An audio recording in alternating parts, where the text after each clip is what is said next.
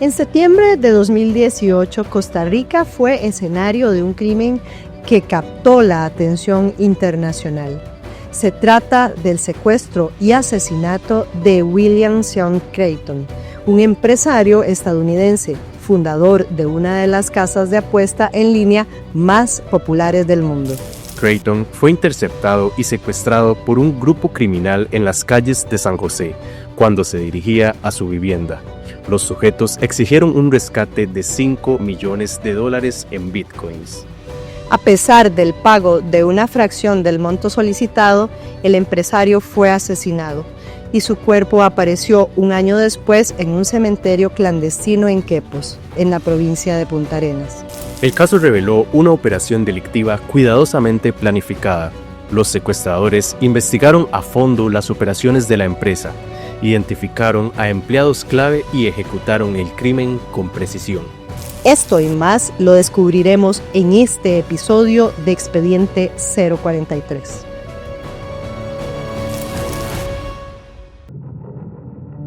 Deciden hacer un pago una hora. Ellos sabían que ellos manejaban criptomonedas. Ahí es donde ellos deciden poner la denuncia. Se intentaron ocultar las criptomonedas haciendo como saltos. Expediente 043. Bueno, y estamos en un caso más, Carlos, de Expediente 043, y en este caso algo bastante atípico para nosotros como policía, ¿verdad?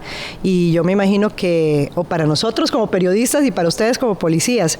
Y se trata, como ya vimos, del caso del secuestro del señor William Creighton.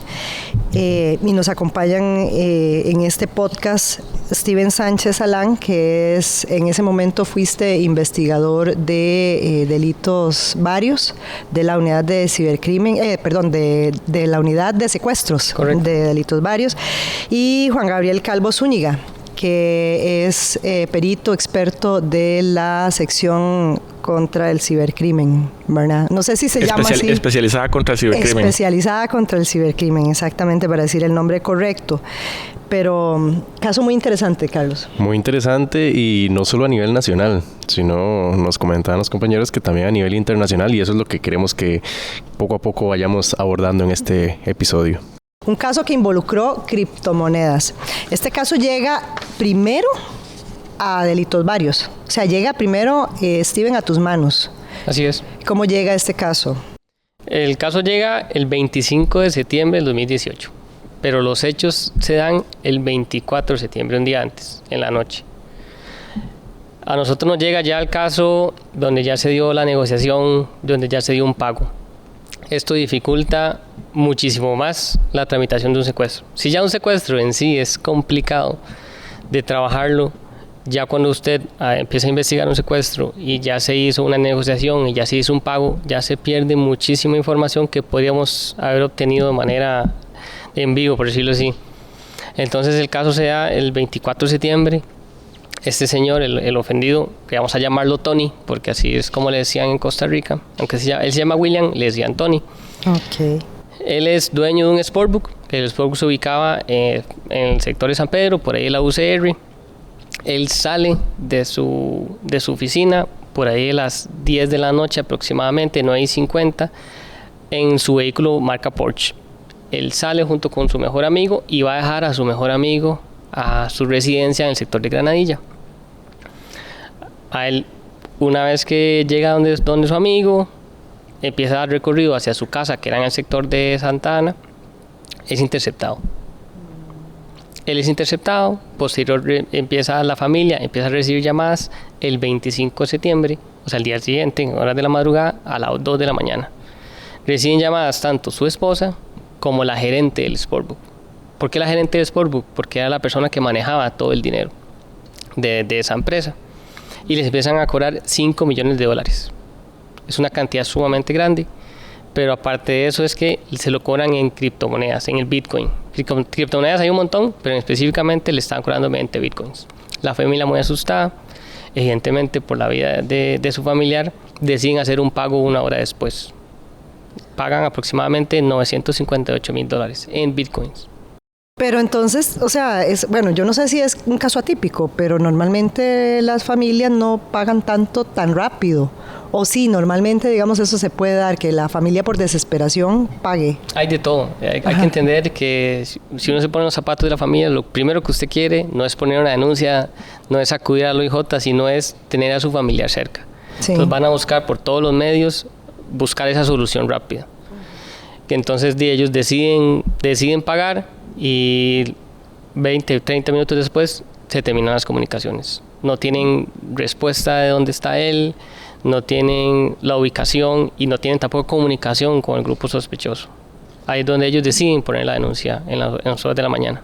Perdón que te interrumpa ahí, porque también me gustaría, vos al inicio lo mencionaste y tal vez ustedes, pues obviamente por la cotidianidad del trabajo lo conocen a fondo, pero tal vez las personas que nos ven o nos escuchan no conocen el por qué mencionas el tema de que eso complicó la situación. ¿Por qué es que a ustedes como investigadores les complica el trabajo una vez que la familia hizo ese pago? Que tal vez, como decís vos, ellos lo hicieron obviamente de buena fe. Claro, es difícil porque normalmente en un secuestro se puede manejar la negociación y en esa negociación el grupo de investigación empieza a recopilar información y se trata de hacer un pago eventualmente, si es que se hace pago, porque no en todos los secuestros se paga, si es que se hace un pago en algún momento, se trata de hacer un pago en un momento estratégico. ¿Verdad? Entonces eso va a depender de la estrategia de negociación que se tiene y la estrategia de investigación que se tenga en un secuestro. Entonces en ese caso no lo tuvimos. Igual nosotros partimos de lo que tenemos. No todos los casos son iguales, menos en un secuestro que la dinámica es sumamente cambiante de un momento a otro. El tema con el secuestro es que es un delito que es muy dinámico. Si usted dice, bueno, sin menospreciar ningún otro delito, ¿verdad? Pero por lo general los delitos, no sé, contra los propiedades ABCD. En cambio con un secuestro usted a veces no tiene la entrevista al ofendido. Usted puede que no tenga un sitio donde se dieron las cosas. Porque usted a veces parte de que no sabemos en cuál lugar fue la interceptación y dónde lo secuestraron. Nada más tenemos una llamada que yo estoy en mi casa y me dicen, tenemos a su papá, tenemos a su mamá, tenemos a su primo. No tenemos nada más. Y partimos desde ahí. En la mayoría de delitos usted dice, bueno, tenemos un escenario del crimen, aquí fue donde lo mataron, aquí fue donde pasó, y usted a partir de ahí empieza a hacer su investigación. En un secuestro usted tiene que partir de esa negociación. Pero es que es la diferencia y lo complicado de empezar un secuestro cuando ya se dio la negociación y ya se hizo un pago. Ok, ahora, ustedes abordan a la familia, se dan cuenta de que, bueno, ya que ya se hizo el pago, ¿y cómo empieza entonces ahora sí esa investigación? O sea, ¿cuáles son lo que se pueda mencionar, ¿verdad? Entre lo que se puede mencionar de las pericias que hacen, porque entonces después el caso pasa, o yo no sé si lo trabajan en conjunto con los compañeros de la sección especializada contra el cibercrimen. Claro, todos trabajan en conjunto. Y en un secuestro muchísimo más, porque son muchas diligencias que hay que ir haciendo casi que al mismo tiempo. Entonces, nosotros somos un grupo de trabajo en aquel entonces, en el 2018, éramos un grupo como de 13, 14 personas dentro de la unidad de secuestros. ¿Qué es lo que hacemos? Utilizamos toda la batería personal de la sección de delitos varios. Entonces ahí empezamos nosotros a hacer diferentes técnicas de investigación, entrevistas, solicitud de rastreos telefónicos, eventualmente intervención, seguimientos. Cuando hacemos la entrevista de los familiares, entonces nos damos cuenta que reciben solicitudes de que hagan pagos en criptomonedas, en bitcoins. ¿Qué hacemos nosotros? Como delitos varios, nosotros no tenemos la expertise en eso. Contactamos al personal de cibercrimen y le decimos que tenemos este secuestro que lo estamos trabajando de esta manera, necesitamos que nos ayuden a darle un seguimiento con todo el tema de las criptomonedas. Ahí es donde entran ellos y entonces empiezan a hacer una investigación aparte, enfocados en las criptomonedas, mientras nosotros nos enfocamos en todo lo demás con el tema de los seguimientos, las vigilancias, las ubicaciones, los rastreos telefónicos y todo el tema que conlleva investigar un secuestro. Se podría decir que tal vez ustedes se concentran un poco más en ubicar a la persona como tal desde esa perspectiva, y ahí es donde entran ustedes a darle seguimiento, pero a la parte de las transacciones más que todo. Tal vez nos puedes explicar un poquito cómo es que ustedes toman el caso y qué es lo que empiezan a hacer también, qué tipo de diligencias, de lo que se pueda mencionar también. Sí, correcto. Una vez que ya el Delitos Varios ya tiene el caso, ya empiezan a trabajar con las primeras diligencias. Ahí es cuando ellos se dan cuenta de que están topando con algo nuevo, que es un pago con criptomonedas. Entonces, ahí es cuando ellos nos piden colaboración a nosotros, y a partir de ahí y hasta hasta casi el allanamiento empezamos a trabajar en conjunto, con informaciones de un lado para otro. La parte que nos toca a nosotros es empezar primero con la extracción de la información, porque es información que de momento lo tienen, digamos, la familia de don William. Los mensajes de texto que tenían, digamos, en sus teléfonos celulares donde la banda se comunicaba con ellos, y algo importante, que la banda viene y les manda a solicitar de que el pago tiene que ser en criptomonedas con Bitcoin. La banda ya tenía conocimiento de que el negocio en el que don William trabajaba también tenía temas de criptomonedas. O sea, ya habían hecho un estudio previo y ellos sabían que ellos manejaban criptomonedas. Entonces, a partir de ahí es cuando nosotros extraemos la información. Ellos dan 3 direcciones de criptomonedas y dicen que específicamente esas direcciones son de Bitcoin y que ocupan que el pago se haga en Bitcoin. Es cuando la familia pues tiene conocimiento de eso y empiezan con 5 millones y terminan con más o menos $995,000 por ahí aproximadamente, que eso en criptomonedas eran 148 BTC o 148 Bitcoin, que fue lo que al final ellos les hicieron a ellos las transferencias, y se las hicieron a las 3 direcciones que ellos habían dado. A partir de ahí ya nosotros pues ya tenemos un insumo que son 3 direcciones, y ahí es cuando se empieza el asunto de la trazabilidad de esas criptomonedas, a ver hacia dónde van, y ahí es cuando nosotros pedimos colaboración, porque estamos hablando que en el 2018 el tema de las criptomonedas a nivel nacional y también a nivel de policía pues estábamos empezando todavía, entonces ocupábamos colaboración. Ahí es cuando lo que es la Guardia Civil en España nos presta colaboración, y porque ellos en ese momento tenían las herramientas de trazabilidad, cosa que actualmente pues el OIJ, gracias a Dios, tenemos esas herramientas y hemos evolucionado mucho en el tiempo, pero en ese momento eso se convertía en algo complicado, porque había que empezar. Uno tenía conocimiento de las criptomonedas, pero nunca se nos había presentado un caso particularmente con secuestro donde solicitaran criptomonedas. Ahora, lamentablemente a Tony, como se le llama aquí, lo matan.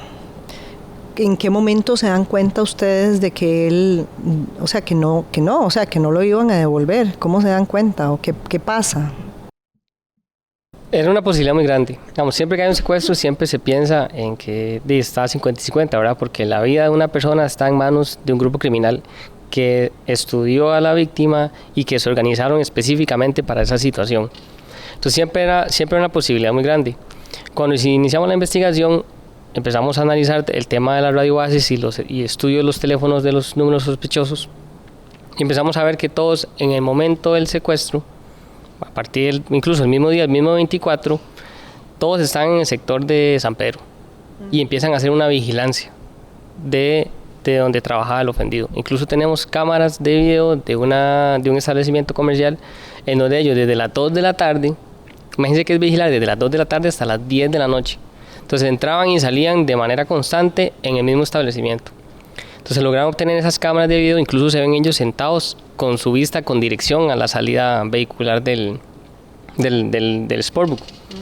Ellos hacen toda esa vigilancia, después todos se trasladan en conjunto, junto con 2 oficiales de tránsito que también son imputados en este caso, hasta el sector, dándole seguimiento. Incluso en las cámaras se ve donde va el vehículo, el Porsche del ofendido, un pick-up que era donde iban los sospechosos, y las 2 motocicletas de la policía de tránsito. Todos se trasladan en conjunto hasta el sector de Granadilla, hacen vigilancia donde él deja a su mejor amigo, y cuando él empieza a trasladarse hacia Santa Ana, ahí hace la interceptación. Todos se trasladan, excepto los oficiales de tránsito, que ese fue solamente su función vital, pero solamente hicieron eso, la interceptación. ¿Por qué? Porque es muy fácil que usted lo para un oficial de tránsito, respetuoso de las leyes, usted para tranquilo, no hace ningún tipo de aspaviento, ni tampoco se resiste, porque a usted lo está deteniendo el oficial de tránsito.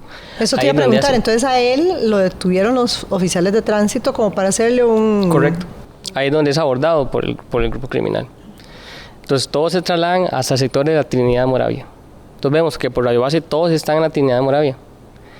Hacen el pago, hacen las llamadas, todo el grupo criminal está en la Trinidad de Moravia. A partir de las 5 de la mañana, todos se separan. Entonces, nadie queda en la Trinidad de Moravia y nadie está con una función de custodia. ¿Qué es la función de custodia? Que usted, por lo general, va a estar en un mismo lugar, porque está cuidándolo al secuestrado. Este grupo no tuvo esa particularidad. Ellos, ¿qué es lo que hacían? Se empezaron a mover. Uno se fue para el sector de Siquirres, incluso parte del grupo principal, al día siguiente se empezó a cambiar de casa. Eso fue el 25. El 27 ya el líder, que ya lo teníamos identificado, sale del país. Entonces ya eso a nosotros nos empieza a generar ciertas alertas. Igual nosotros en la unidad de secuestro se tiene siempre que trabajar como si el secuestrado está vivo, porque se trabaja en busca y en pro de salvaguardar la vida de la persona que está secuestrada. Entonces siempre teníamos esa posibilidad, pero analizando todas las situaciones era una posibilidad muy grande que lo habían matado. Sí, no era como lógico que el grupo se separara, si más bien tenían que custodiarlo. Y más que todos salieron del país. O sea, en determinado momento todos salían del país. Esto fue una situación, esta decisión fue algo muy importante durante la investigación. ¿Por qué? Porque usted tiene, vamos a ver, le identificamos casi que a todo el grupo desde un inicio. ¿Por qué? Porque teníamos dos números sospechosos o dos números extorsivos, que fueron los que hicieron la llamada a los familiares. De esos números de teléfono, los verificamos en el expediente criminal único, que es el ECU, la base de datos de nosotros, y vemos que en el OIJ de Heredia, algún investigador que hizo muy bien su trabajo, colocó ese número de teléfono diciendo, este número está relacionado a Jordan, que es el líder, por una causa de extorsión. Entonces ya teníamos casi que ese número con cara, ya lo teníamos casi que identificado. Y empezamos a ver que ese mismo número de teléfono, que ese mismo número está utilizando el mismo aparato telefónico. Entonces empezamos a hacer un análisis de todo eso y ya teníamos entonces que Jordan es el líder, entonces ya lo teníamos identificado y vamos a seguir y empezamos a hacer un análisis de todos los números de teléfono con los que conversaba Jordan y empezamos a sacar a todo el grupo criminal.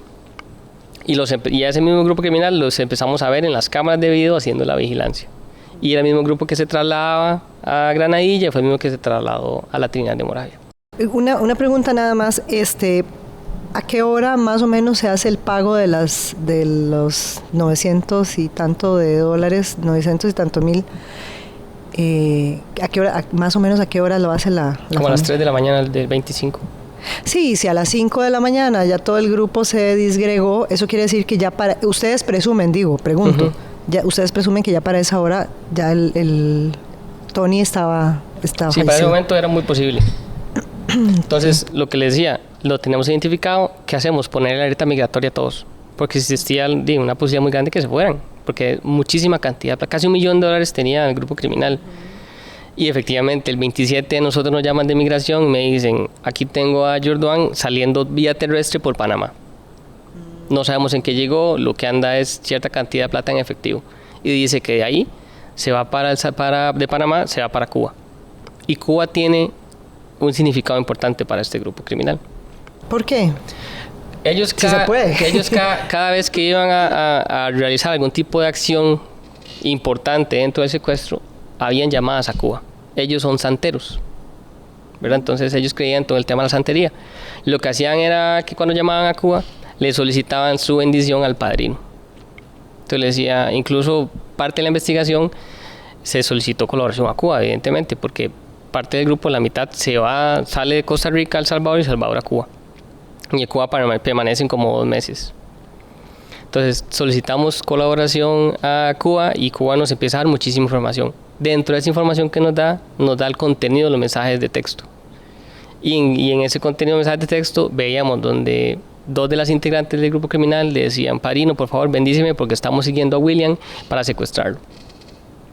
Y eso se ve en el juicio. Entonces, cuando eso se ve en juicio, evidentemente es una prueba muy importante porque nos llega a confirmar toda la hipótesis policial. Sí, claro. Entonces ellos constantemente llamaban a Cuba, incluso en las vigilancias, en el momento que se hace el secuestro, a las 10 y 20 de la noche en Granadilla, las 2 integrantes llaman a Cuba. Entonces ellos constantemente están como pidiendo la bendición a su padrino, por decirlo así. ¿Cuántas personas logran identificar ustedes? Me decís que lograron identificar prácticamente a todo el grupo criminal. ¿Cuántas personas eran los que...? Son 9 personas. 9 personas. Los que estuvieron involucrados desde el inicio. Correcto. Ellos sí eran un grupo muy metódico, ¿verdad? Cada quien tenía su función específica. Las mujeres eran las que tenían el tema de la logística y liderazgo junto con Jordan.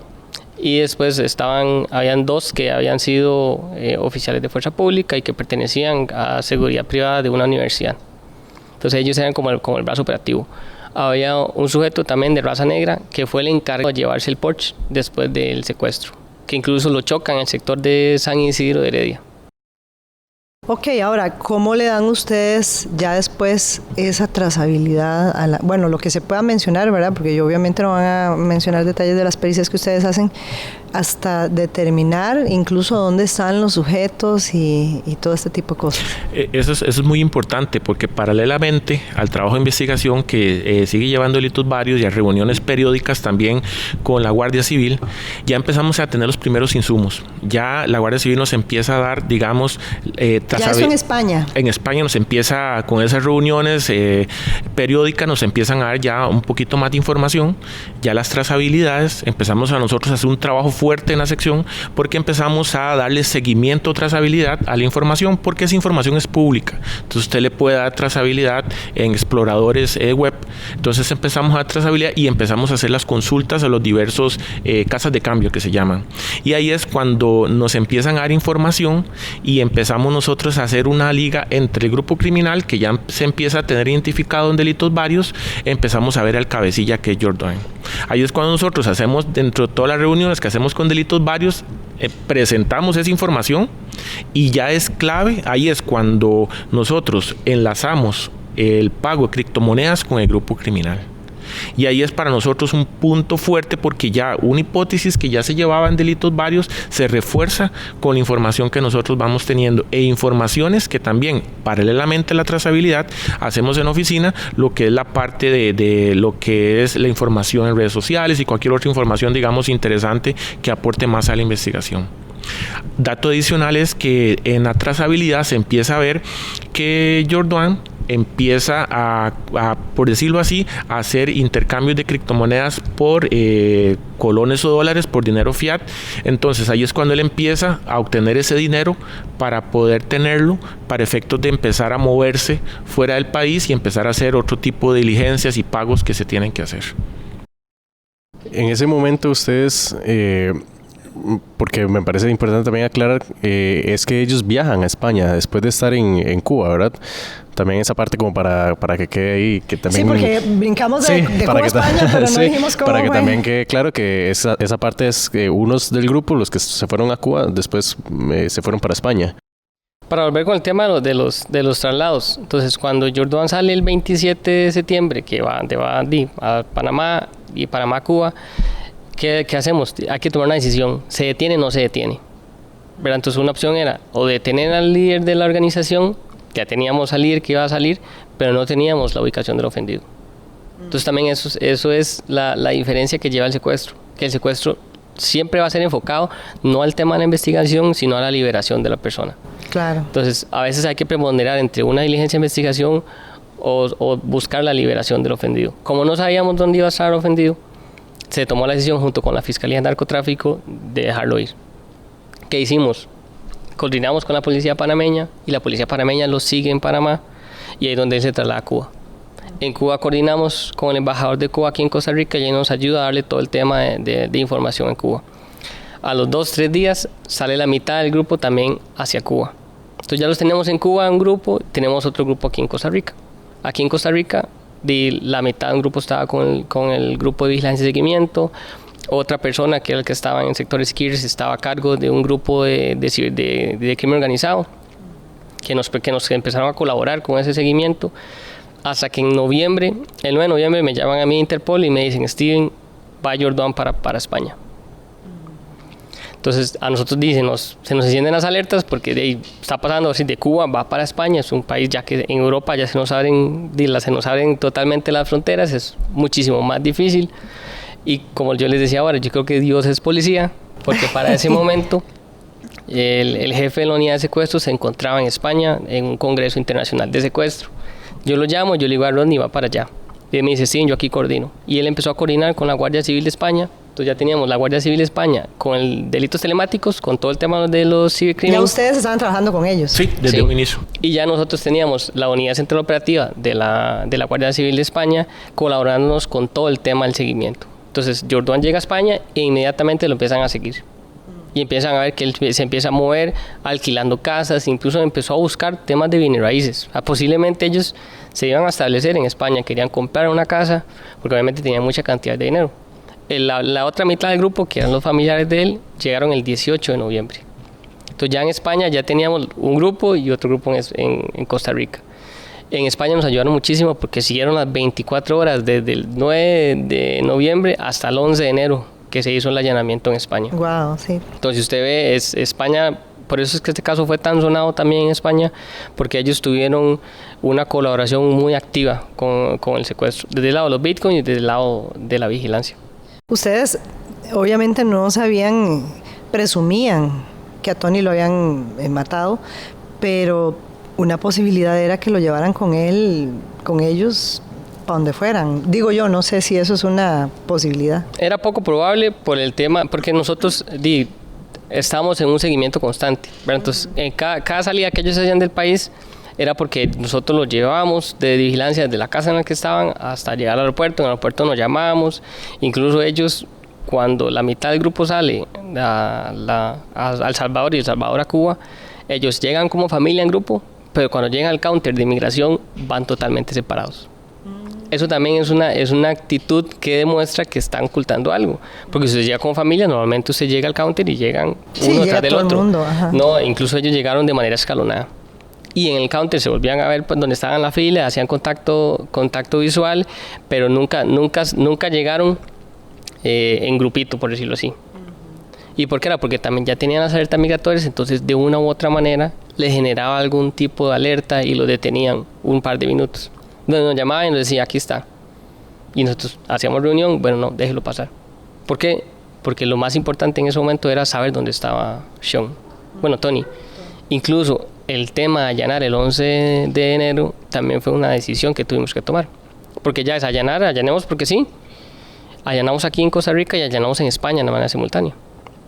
Pero siempre teníamos la posibilidad de, ok, ¿qué hacemos? Porque no tenemos dónde está Tony. No sabemos dónde está. Sí.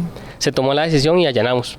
E incluso en Trinidad de Moravia, que era donde estaba la casa, que creíamos que era el sitio cautiverio, se hizo toda una remoción de tierra, se hizo una búsqueda de restos humanos, porque también existía la posibilidad que él estuviera ahí enterrado. Pero al fin y al cabo no se encontró ahí. ¿En qué fecha se hizo este trabajo? Igual, en esa misma... El 11 de enero, sí. Igualmente se hizo ese día. El 11 de enero se allanó de manera simultánea en Costa Rica con 12 puntos y en Alicante, España, con un punto de allanamiento a las 2 de la mañana, por el tema de la diferencia horaria. Aquí eran a las 2 y allá eran a las 9 de la mañana. Me gustaría nada más como para aclarar también el tema de por qué es que mencionas que una vez tal vez ya capturada la banda era o complicaba el tema de saber la ubicación, también como para que las personas conozcan ese aspecto, ¿verdad? ¿Qué es lo que dificulta el ya capturarlos? Porque muchas personas pueden decir, pero ¿por qué no los capturan y les preguntan o tratan de sacarle la información? Pero que nos expliques vos un poco, obviamente ya con la experiencia. Hay que entender que el sistema penal de Costa Rica prohíbe al OIJ y prohíbe a la Fiscalía eventualmente hacer una entrevista al ofendido sin su defensor. Pues nosotros no podemos, digamos, detener a Jordan y decirle ¿dónde está Tony? Sí. Evidentemente él no va a decir dónde, porque primero así, yo no sé por qué estoy aquí, porque es parte de su defensa y tiene todo su derecho a eso. Pero entonces nosotros el tema de detener, siempre existía la posibilidad de que tuvieran a Tony en otro lugar con otra persona que no tuviéramos identificada. Pero siempre existe esa posibilidad. Nosotros tratamos de minimizar cualquier tipo de riesgo, pero llega un momento que decimos, no, ya de septiembre a enero no tenemos ubicación. De hecho, esa casa de Trinidad y Moravia se vigiló durante 2 meses, 24 horas. Entonces hizo un grupo de trabajo que literal toda la oficina estuvo dedicada al secuestro durante 3 meses. Entonces imagínese que es que usted se dedica a vigilar 24 horas y usted sigue recibiendo causas, ¿verdad? Porque usted llega a la oficina y dice, bueno, hoy le asignamos 3. Sí. Dice, bueno, no puedo porque estoy con la vigilancia de una persona que está secuestrada. Entonces esa vigilancia se acotó lo más que se pudo, se subieron drones, se hicieron cualquier tipo de inteligencia en esa propiedad para verificar que él estuviera ahí. Porque era de los pocos lugares en los cuales todos se reunieron, pero en un momento se separaron. Entonces dijimos, o está ahí, o lo tienen enterrado ahí, o era una posibilidad que ahí lo hubieran matado. Que ya después nos dimos cuenta que lo enterraron en otro lado. Sí, que eso iba a preguntar. Ok, el cuerpo se encontró. Sí, correcto. ¿Y dónde se encontró? Hay que entender que el secuestro es uno de los delitos más gravosos que hay en el Código Penal. De hecho, es el más gravoso, que por lo general va de 15 a 25 años. Pero si matan a la víctima, es hasta 50 años de cárcel.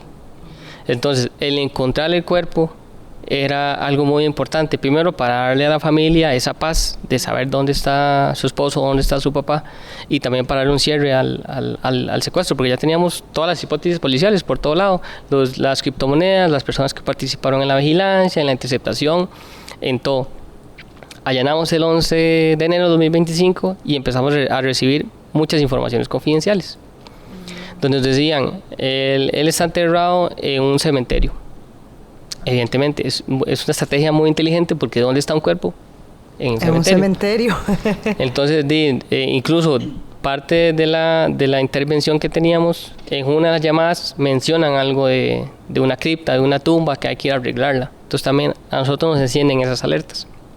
Empezamos a trabajar, a visitar diferentes tipos de cementerios en la zona sur del país, todo el Pacífico Central, hasta que en algún momento recibimos otra información donde nos dicen, está enterrado en el cementerio de Quepos. Vamos al cementerio Quepos, hablamos con las personas allegadas, hablamos con la gente de la municipalidad y logramos encontrar una cripta, o una tumba, por decirlo así, que tenía un revestimiento totalmente diferente. O sea, todo estaba de cemento, y lo normal, pero para terminar de taparlo tenía un revestimiento totalmente irregular. Eso nos llamó mucho la atención.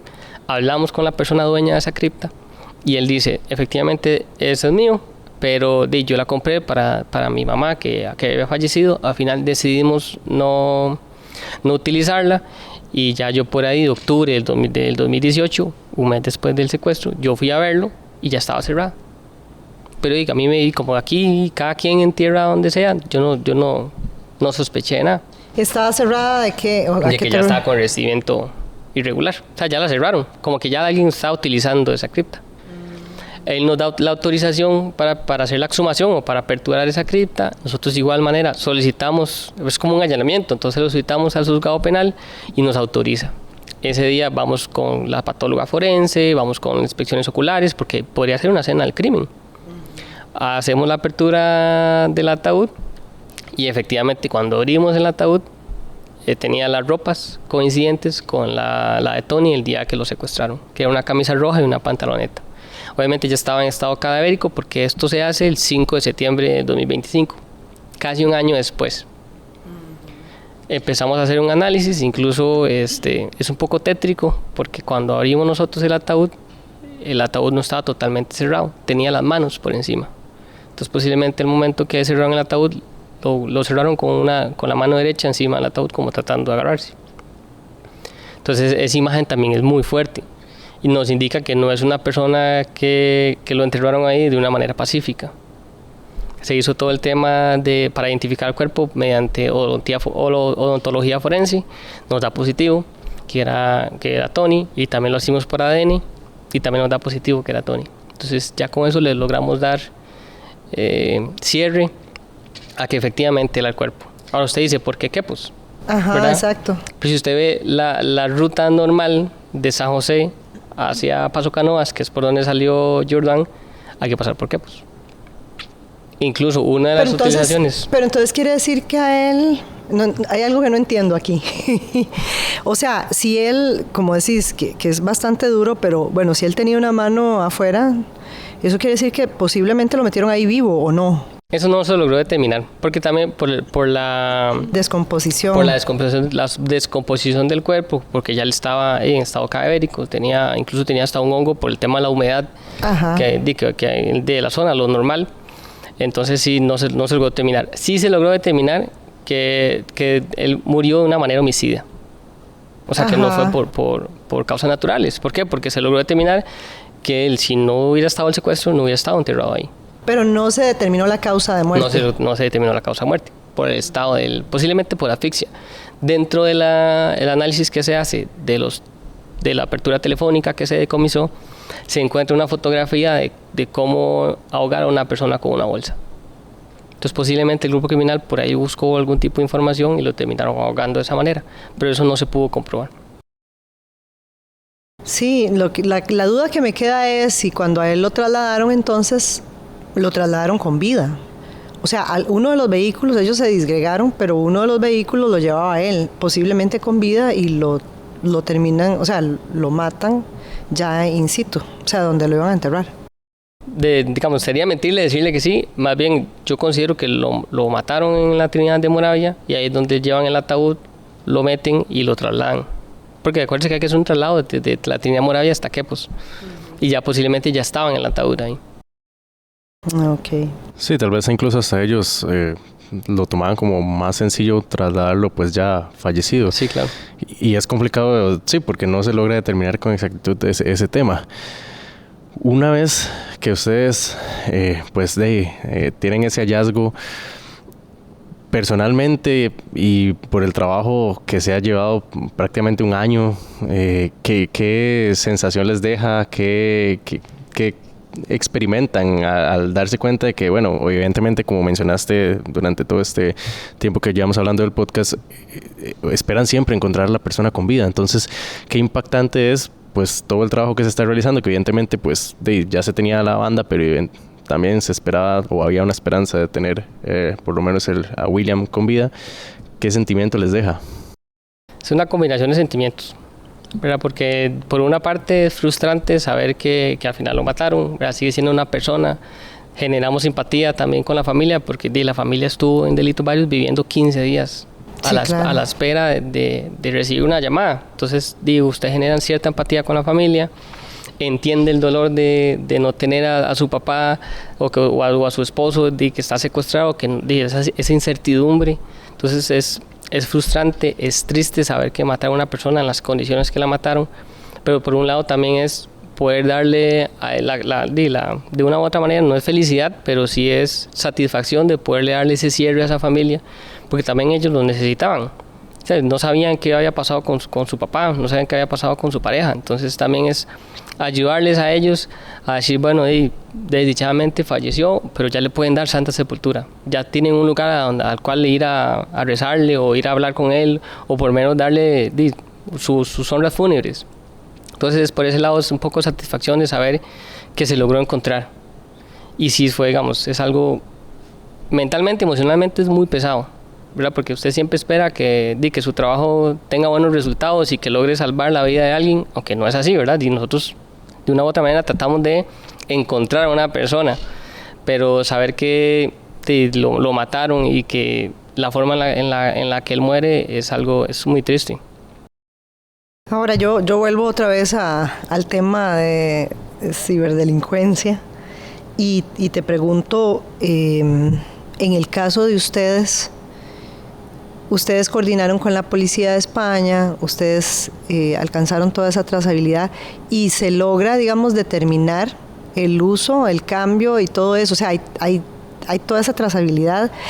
Ellos no habían terminado de cambiar el dinero, cuando ya se detienen, no habían terminado de cambiar el dinero a dinero fiat, le llamas, ¿verdad?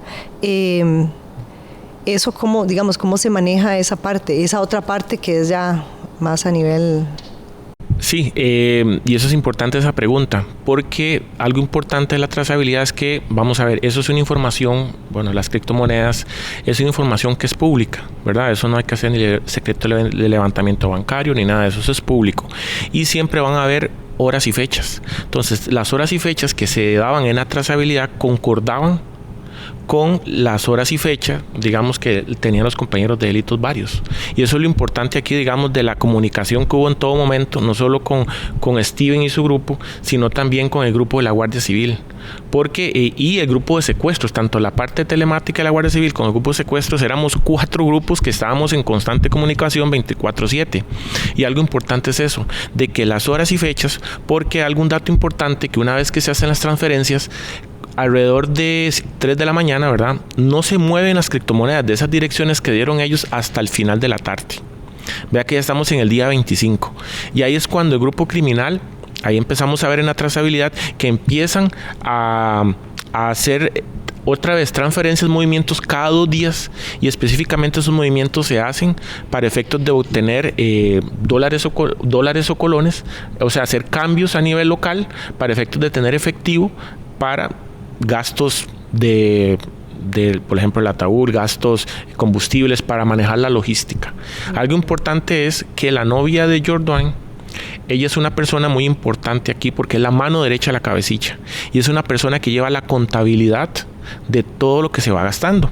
Y algo importante, como dice Steven, cuando se hacen los allanamientos en España, que es donde está Jordan, Steven y está la mamá de Jordan, se decomisa información muy importante.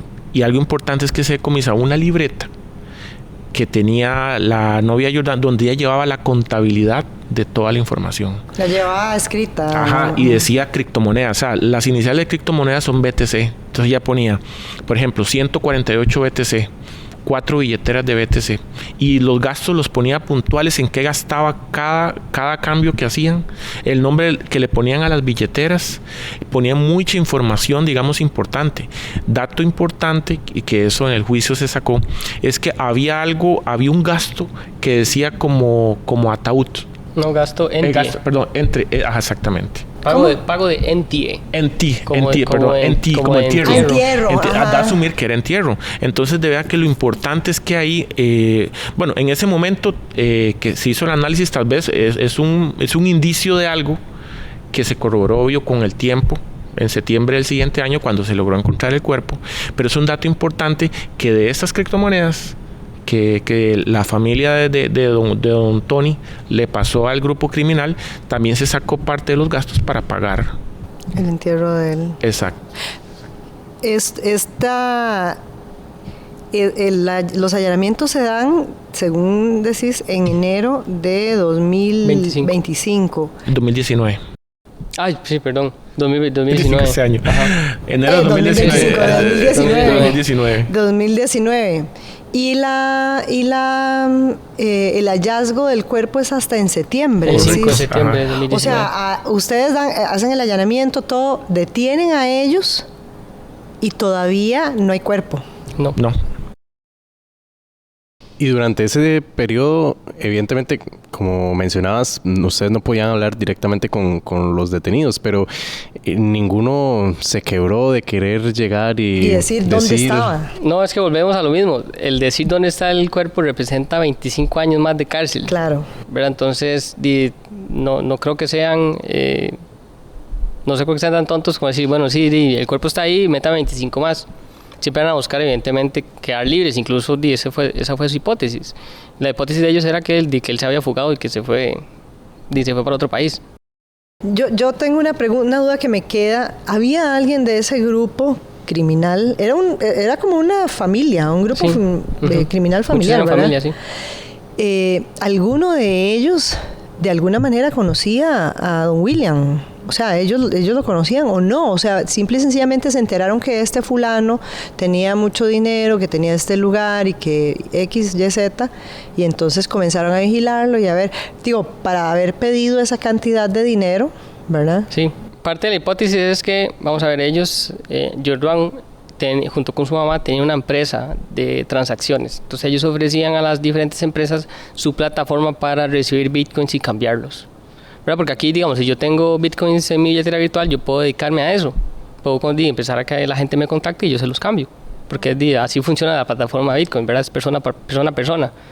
Entonces, en apariencia, les fue a ofrecer a Tony y a Rebeca, que era la gerente, decirle, bueno, yo les ofrezco mis servicios. Si quieres, yo recibo los bitcoins que ustedes reciben como parte de la operatividad del Sportbook y yo se los paso a dólares o a colones. Y ellos le dijeron que no. Ahí es donde él decide, empieza a hacer en su mente todo el plan para secuestrar a Tony.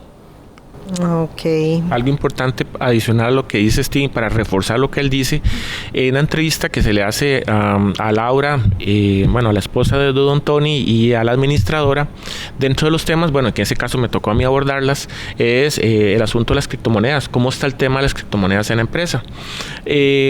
Don Tony tenía una empresa, un sportbook, manejo de apuestas a nivel de Estados Unidos, ¿verdad?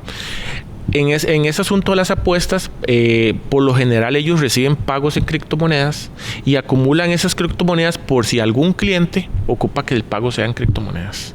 Entonces, de ahí que también, ese estudio del mercado, de alguna manera, Jordan, su mamá y su familia tuvieron que hacerlo y tenían conocimiento de esa información. Porque estamos hablando que es un sportbook, lo estudian, pueden hacer apuestas o algo, o cualquier otro tipo de trabajo para efectos de conocer cómo es que manejan ellos la parte de las criptomonedas. Y otra cosa importante, que también, la banda criminal, tanto Jordan como la novia, su perfil era un perfil profesional.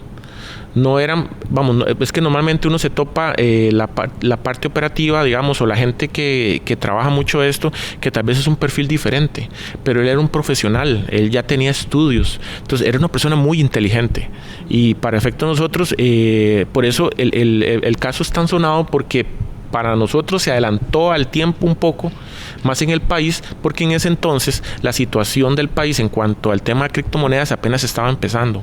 Vea que Jordan ya estaba trabajando con un tema que dice que es los traders, que son los que intercambian, una manera de usted intercambiar sus criptomonedas es transando de persona a persona. Usted me da a mí colones y yo le transfiero a usted los dólares. Así se maneja al cambio que yo le dé, ¿verdad? Es una manera, que se hace actualmente el día a día, pero que en ese momento, estamos hablando que en el 2018, él era, por así decirlo, un precursor en ese tema, y de ahí se aprovechó de su conocimiento para efectos de armar, este trabajo para efectos de secuestrar a Don Tony.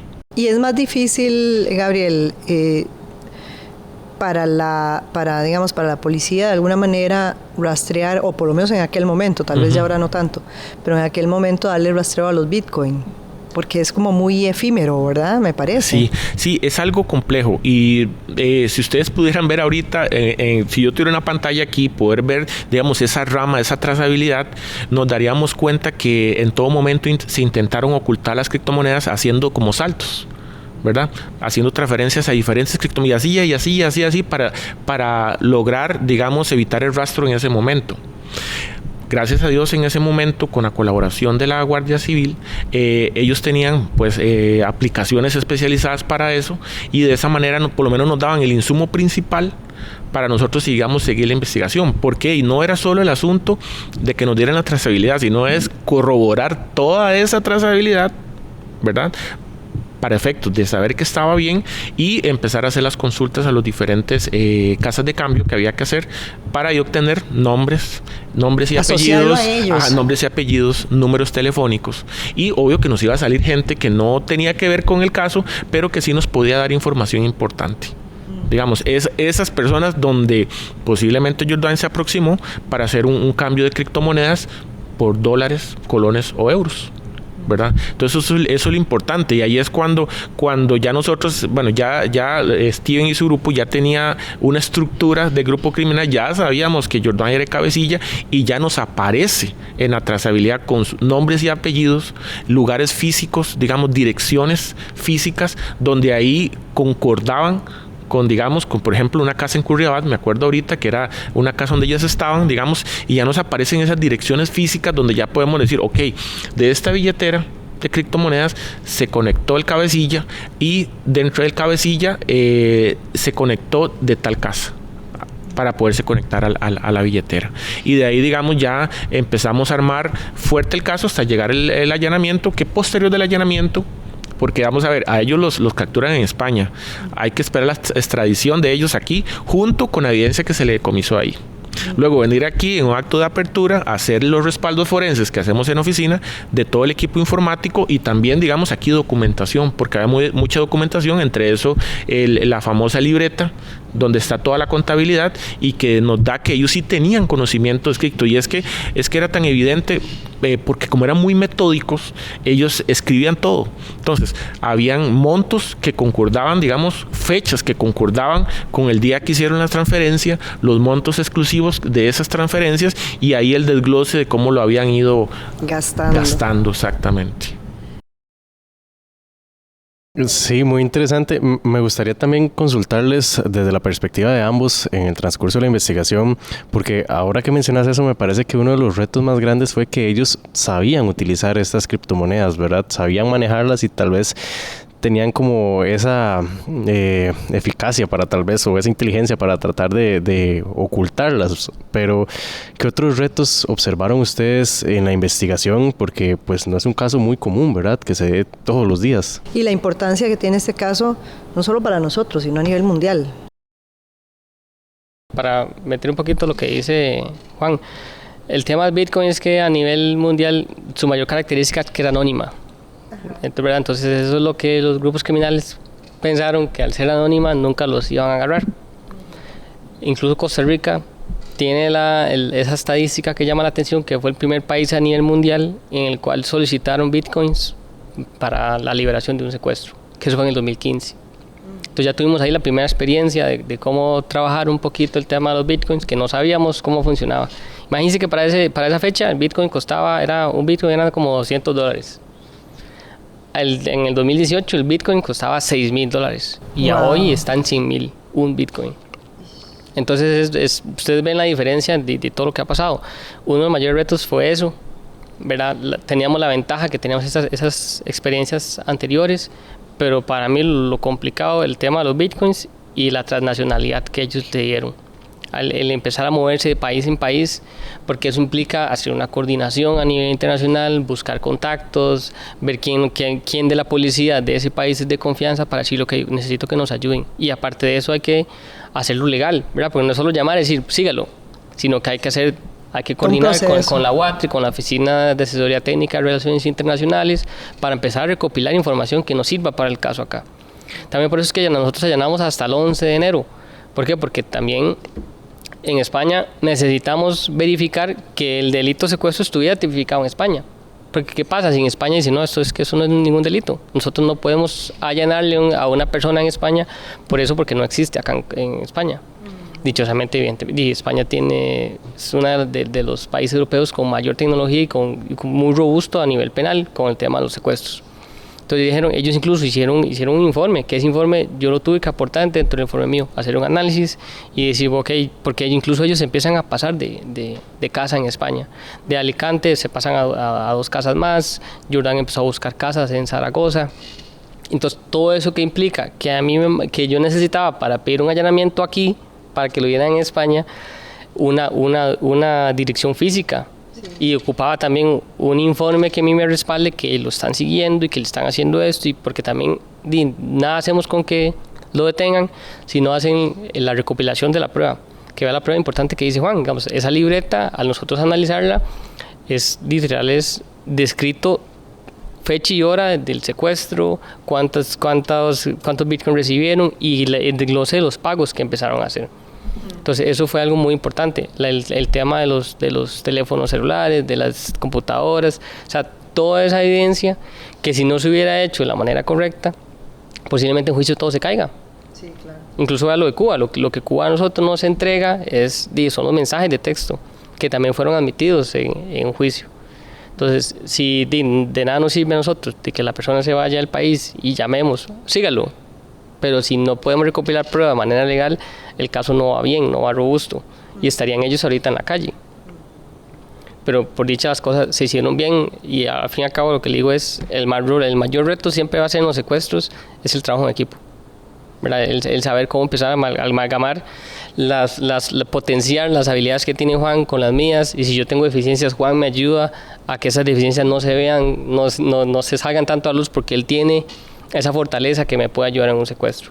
Y como le digo, en ese caso es un caso que conllevó la participación de muchísimas personas, de personas de odontología forense, de biología, de incluso Tatiana con el tema de los perros, de la búsqueda de rastros humanos y sangre, que también cuando decomisamos el pick-up, porque lo logramos decomisar, encontramos sangre en el asiento trasero.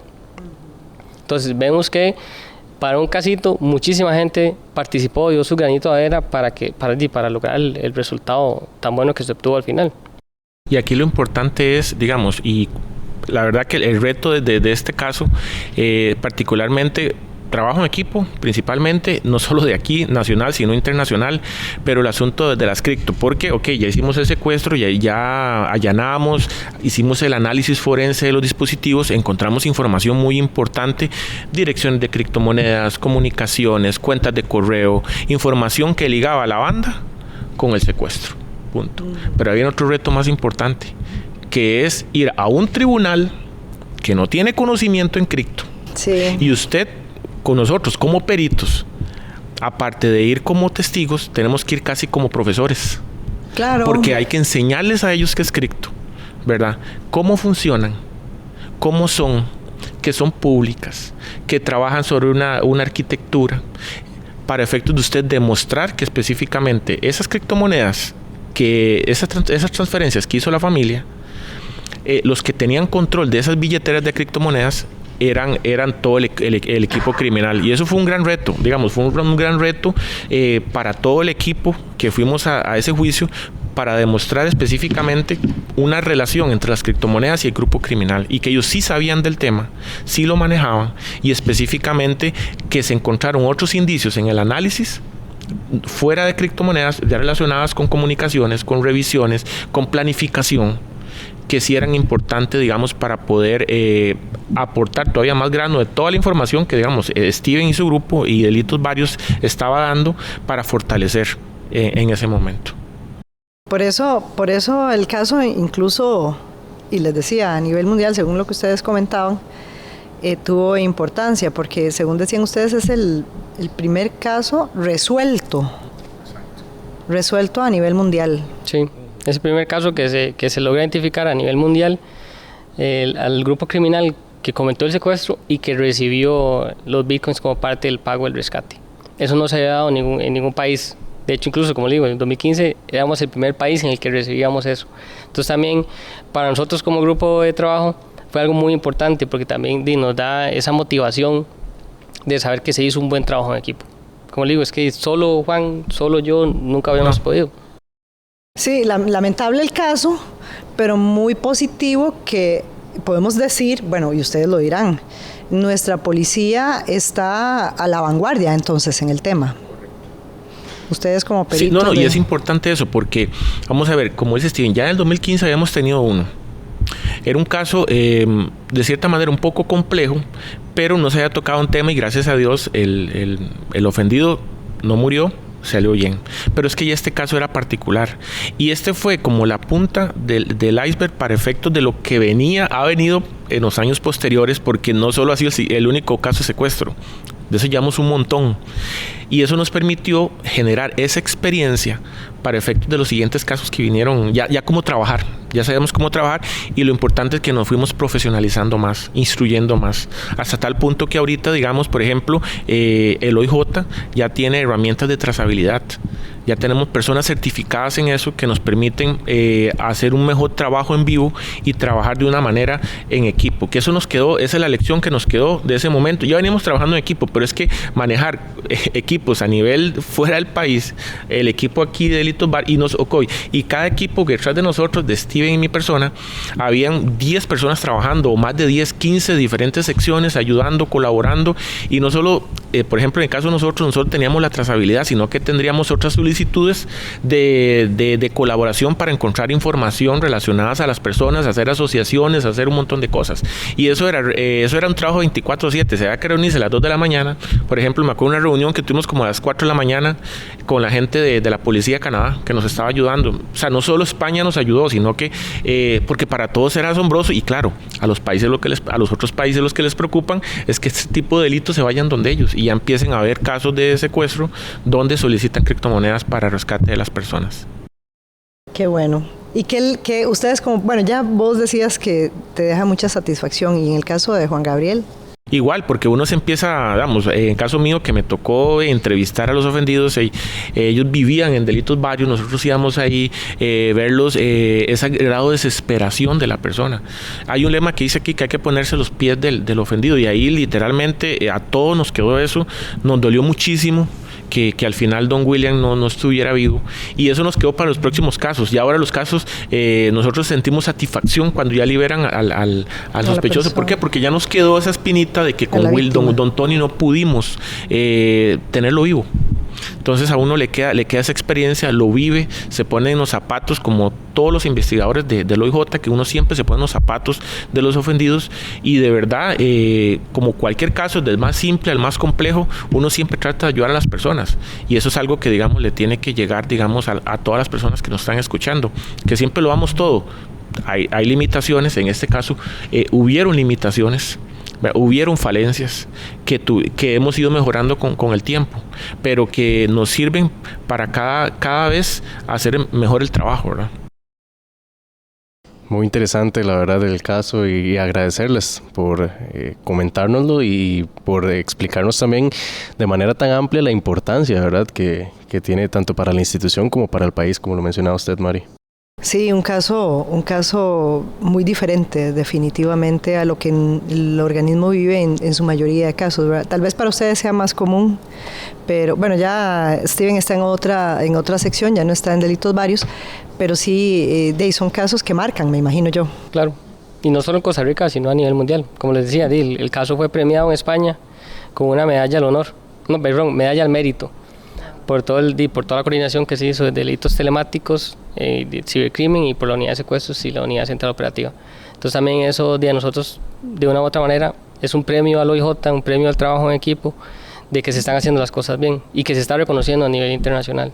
Así es. Sí, y eso es importante cuando, por ejemplo, a alguien de la sección le toca ir tal vez a algún evento fuera del país relacionado con las policías, donde uno no sabe el impacto que ha tenido este caso a nivel mundial, cuando usted escucha a otras policías que uno nunca los ha visto hablando sobre el tema y preguntándonos cómo han hecho, porque esta experiencia no solo ha quedado aquí en Costa Rica, sino a muchos compañeros, tanto delitos varios como acá, nos ha tocado, digamos, ir a exponer el caso y compartir las experiencias en países donde ellos no tienen este tipo de eventos de secuestro, donde piden criptomonedas como forma de pago. Entonces a ellos les ha servido, y cuando tienen un caso de estos nos piden colaboración, y al final somos precursores o iniciadores con este tipo de temas, y al final siempre es ayudar a otros policías de partes del mundo en casos de este tipo.